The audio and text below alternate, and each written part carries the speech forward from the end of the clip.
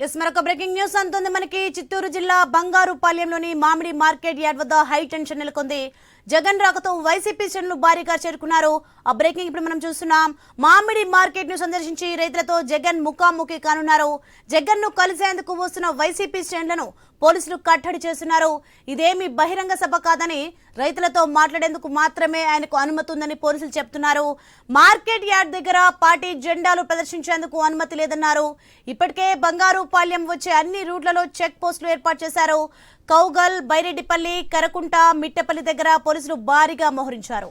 అటు జగన్ పర్యటనను వివాదం చేసేందుకు ప్రయత్నిస్తున్నారని మాజీ మంత్రి అంబటి ఫైర్ అయ్యారు. 3000 మంది వైసీపీ నేతలకు నోటీసులు ఇచ్చారని ఆయన ఆరోపించారు. పోలీసులు లా అండ్ ఆర్డర్ కాపాడడానికి ఉన్నారా, జగన్ పర్యటనను అడ్డుకోవడానికి ఉన్నారా అని అంబటి రాంబాబు నిలదీశారు.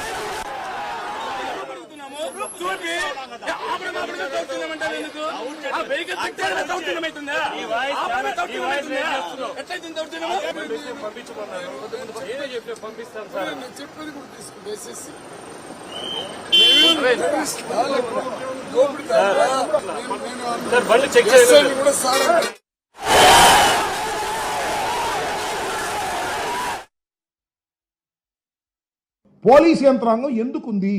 ఈ రాష్ట్రంలో లా అండ్ ఆర్డర్ కాపాడటానికి, లేదా సంఘ విద్రోహ శక్తుల్ని కట్టడి చేయడానికి, లేదా గంజా అమ్మేవాళ్ళని, పేకాట ఆడేవాళ్ళని పట్టుకోవడానికి ఉందా?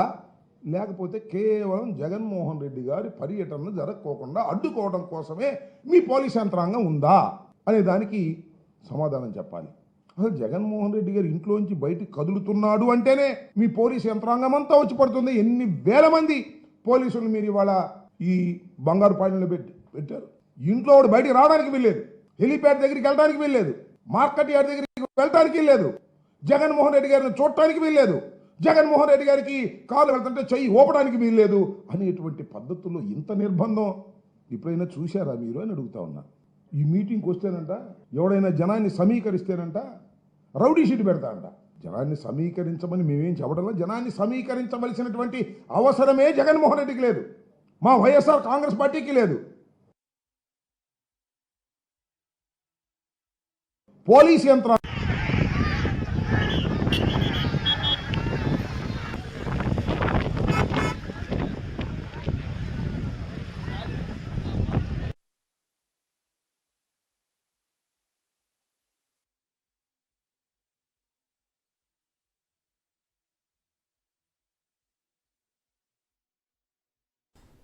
బ్రేకింగ్ న్యూస్ చూస్తున్నాం మనం. చిత్తూరు జిల్లా బంగారుపాలెంలోని మామిడి మార్కెట్ యార్డ్ వద్ద హై టెన్షన్ వాతావరణం నెలకొంది. జగన్ రాకతో వైసీపీ శ్రేణులు భారీగా చేరుకున్నారు. మామిడి మార్కెట్ ను సందర్శించి రైతులతో జగన్ ముఖాముఖి కానున్నారు. రైట్, ఇదే అంశానికి సంబంధించి మరింత సమాచారం మా ప్రతినిధి వర్మ ఫోన్ లైన్ లో అందించే సిద్ధంగా ఉన్నారు. వర్మ, మనం చూసుకోవచ్చు జగన్ రాకతో వైసీపీ శ్రేణులు భారీగా చేరుకున్న దృశ్యాలు మనం చూస్తున్నాం. అక్కడ హడావుడి వాతావరణం నెలకొన్న దృశ్యాలు చూస్తున్నాం. దీనికి సంబంధించి డీటెయిల్స్ ఏంటి? సోని, కాసేపటి క్రితమే వైఎస్ జగన్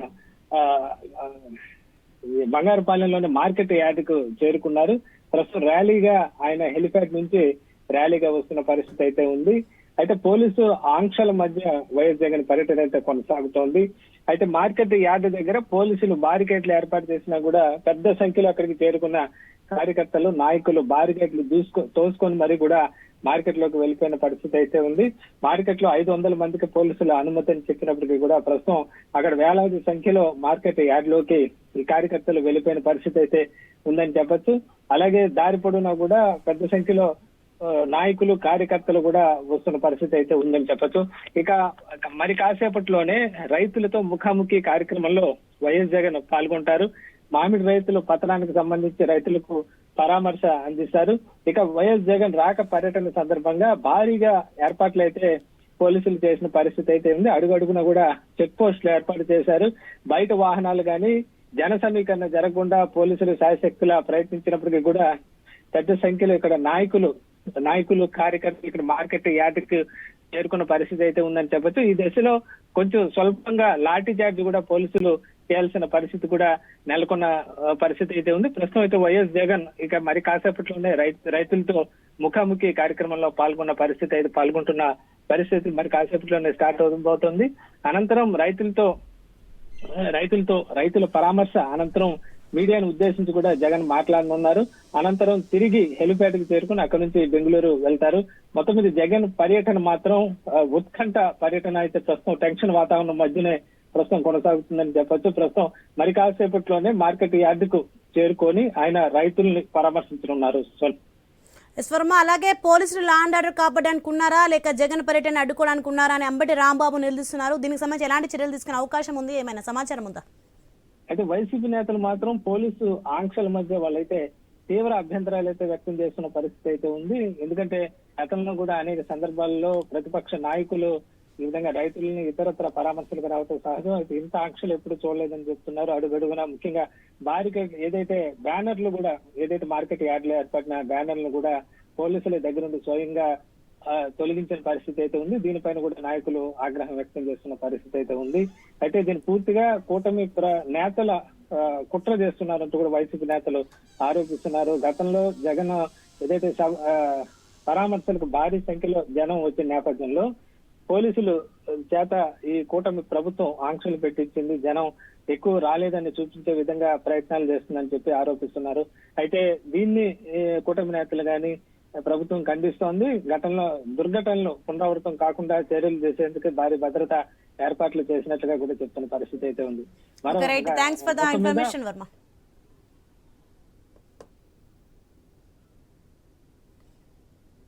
కేంద్ర ప్రభుత్వ నిర్ణయాలకు వ్యతిరేకంగా కార్మిక సంఘాలు దేశవ్యాప్త బంద్ చేపట్టాయి. విశాఖలో కార్మిక సంఘాల ఆధ్వర్యంలో భారీ ర్యాలీ చేపట్టారు. డిఆర్ఎం కార్యాలయం నుంచి జీవీఎంసీ కార్యాలయం వరకు చేపట్టిన ర్యాలీలో వేల సంఖ్యలో కార్మిక సంఘాల నాయకులు పాల్గొన్నారు. ఇక ఇదే అంశానికి సంబంధించి మరింత సమాచారం మా ప్రతినిధి రాజు అందిస్తారు. చేయాలంటూ దేశవ్యాప్త సమ్మెలో భాగంగా కార్మిక సంఘాలు రోడ్డు మీదకి వచ్చాయి. దీనికి సంబంధించి విశాఖపట్నంలో డిఆర్ఎం ఆఫీస్ దగ్గర నుంచి భారీ బహిరంగ ప్రదర్శన కూడా జరుగుతుంది. మనతో పాటు కార్మిక సంఘాల నాయకులు ఉన్నారు. వాళ్ళ డిమాండ్లు అడిగి తెలుసుకునే ప్రయత్నం చేస్తున్నారు. ఈ రోజు బంద్కు గల ప్రధాన కారణం దేశవ్యాప్తంగా 30 కోట్ల మంది ఈరోజు సమ్మెను జయప్రదం చేశారు. కార్మిక వర్గం పాల్గొన్నారు. దీనికి కారణం మోడీ కార్మిక వర్గానికి వ్యతిరేకంగా 4 లేబర్ కోడ్లు తీసుకొచ్చాడు. పెట్టుబడిదారులకు ఊడిగం చేసే విధంగా పోరాటాలు చేయకుండా అరికట్టాలని కార్మిక వర్గాన్ని బానిసల్లాగా పనిచేయించి పెట్టుబడిదారులకు ఎక్కువ లాభాలు గడించాలని ప్రయత్నం చేస్తున్నారు. ఇది తప్పు. దీన్ని మేము తీవ్రంగా వ్యతిరేకిస్తున్నాం. మీరు చెప్పండి, అసలు ఎన్ని కార్మిక సంఘాలు ఇందులో పాల్గొంటున్నాయి, ప్రధాన డిమాండ్లు ఏంటి? ఈరోజు సుమారు 17 కార్మిక సంఘాలు దేశవ్యాప్తంగా పాల్గొంటా ఉన్నాయి. ప్రధాన డిమాండ్ ఏంటంటే ఏదైతే పోరాడి సాధించుకున్నటువంటి కార్మిక చట్టాలు ఉన్నాయో ఈ చట్టాలని కాలరాయడానికి మోడీ ప్రభుత్వం 4 లేబర్ కోడ్లు కార్మిక వ్యతిరేక 4 లేబర్ కోడ్లు తీసుకొచ్చింది. ఈ 4 లేబర్ కోడ్లు రద్దు చేసేంత వరకు పోరాడతామని చెప్పి ఈ సందర్భంగా మేము డిమాండ్ చేస్తా ఉన్నాం. ఎందుకంటే 4 లేబర్ కోడ్లు అమలైనట్లయితే కార్మికులు ప్రాథమిక హక్కుల్ని కోల్పోతారు. ఒక సంఘాన్ని ఏర్పాటు చేసుకునే హక్కు కోల్పోతారు. అలాగే జీతాలు సాధించుకునే హక్కులు కోల్పోతారు. అలాగే 10 గంటలు ఈరోజు పోరాటం సాధించుకుని 8 గంటలు పని దినాన్ని కోల్పోయి ఈరోజు 10 గంటలు చేయమని ఇటు చాకరీ చేయిస్తా ఉన్నారు. ఎన్నిటికి వ్యతిరేకంగా ఈరోజు 4 లేబర్ కోడ్లు రద్దయ్యేంత వరకు కార్మిక సంఘాలు సంఘటితంగా పోరాడతాయని చెప్పి ఈరోజు ఈ సమ్మె ద్వారాగా మేము మోడీ ప్రభుత్వానికి తెలియజేస్తున్నాం, హెచ్చరిక చేస్తా ఉన్నాం. చెప్పండి. అంగన్వాడీలు వెంటనే 26,000 రూపాయల జీతం పెంచాలి. అలాగే ఆ యాప్లను కూడా రద్దు చేయాలి. కనీస వేతనం చేయాలి. మమ్మల్ని స్కీమ్ వర్కర్గానే ఉంచి వ్యక్తి చాకరీ చేయిస్తున్న ఈ ప్రభుత్వం వెంటనే స్పందించి మమ్మల్ని 26,000 రూపాయల జీతం చేసి ఈ యాప్లని ఒకే యాప్గా చేసి మమ్మల్ని ప్రభుత్వ ఉద్యోగులుగా గుర్తించాలి. లేని పక్షంలో మేము ఈ సమ్మెను ఇంకా ఉధృతం చేసి ముందుకు కొనసాగుతామని, ఈ జీతాలు వెంటనే పెంచాలి, యాప్లు వెంటనే రద్దు చేయాలి, కనీస వేతనం 26,000 రూపాయలు ఇవ్వాలి, వైద్య సదుపాయాలు కల్పించాలి. ప్రభుత్వం అన్ని రంగాల్లో కూడా మాకు మాట ఇచ్చింది గత ప్రభుత్వం. ఇప్పుడు ఏమీ లేకుండా మమ్మల్ని కాలదొక్కి యాప్లను పెంచి వ్యక్తి చాకరీ చేయించి ఇప్పుడు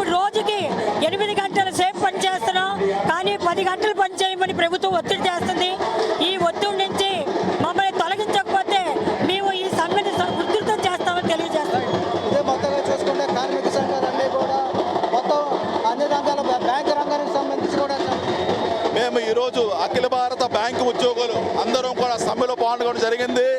మా బ్యాంకులలో ప్రైవేట్ పరం చేస్తున్నారు. ఇప్పటికే 12, 21 నేషనలైజ్డ్ బ్యాంక్స్ ఉంటే ఇప్పుడు బ్యాంకులు 12 జాతీయ బ్యాంకులుగా మారాయి. గవర్నమెంట్ ఈ 12 జాతీయ బ్యాంకులను కూడా మరొక 4, 5 పెద్ద బ్యాంకులుగా మార్చే కుతంత్రం అయితే చేస్తుంది. దాంతోపాటు కొన్ని ప్రైవేట్ సంస్థలు అయిన అదానీ, అంబానీ లాంటి వాళ్ళకి ఈ బ్యాంకులు దారాదత్తం చేసి బ్యాంకుల్లో ఉన్న ప్రజల సొమ్ముని హరించాలని గవర్నమెంట్ చూస్తుంది. దీన్ని అఖిల భారత బ్యాంకు ఉద్యోగుల సమాఖ్య తరపున మేము నిరసన వ్యక్తం చేస్తున్నాం, ఖండిస్తున్నాం. అలాగే బ్యాంకు ఉద్యోగస్తులు ఫారెన్ డైరెక్ట్ ఇన్వెస్ట్మెంట్ అయితే చేసి జీవిత బీమా రంగ సంస్థల్లో కూడా ఫారెన్ డైరెక్ట్ ఇన్వెస్ట్మెంట్ చేసి దాన్ని డిస్ఇన్వెస్ట్మెంట్ చేసి ప్రైవేట్ పరం చేసి ఏ దురుద్దేశం అయితే ఉందో దాన్ని తీవ్రంగా ఖండిస్తున్నాం. అలాగే బ్యాంకు ఉద్యోగస్తులు చిన్న స్థాయి అంటే సబ్ స్టాఫ్ ఉద్యోగుల క్యాడర్ను పునరుద్ధరించట్లేదు, ఉద్యోగాలు భర్తీ చేయట్లేదు. దాన్ని అవుట్సోర్సింగ్ విధానంతో వాళ్ళు 100, 1000 ఇచ్చి వాళ్ళతో కాలక్రమేణా కాలం గడుపుతూ వస్తున్నారు. బ్యాంకుల్లో నిరంతర ఉద్యోగ ప్రక్రియ జరగట్లేదు. చిన్న స్థాయి స్వీపర్లు అయితేనేమి, టెంపరీ సబ్స్టాఫ్లు అయితేమి, ప్యూన్లు ఉద్యోగాల నియామకాలు అయితే పూర్తిగా ఆగిపోయి అవన్నీ అవుట్సోర్సింగ్ అవ్వడం వల్ల ఎంతోమంది కొన్ని వేల మంది కార్మికులు ₹100 పని చేయాల్సి వస్తుంది.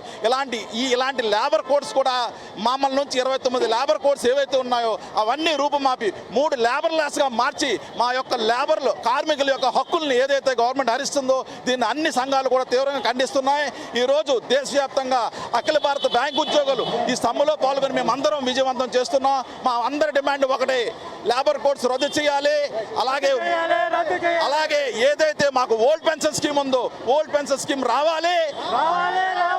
NPS వెంటనే రద్దు చేయాలని మేము బ్యాంకులు డిమాండ్ చేస్తున్నాయి.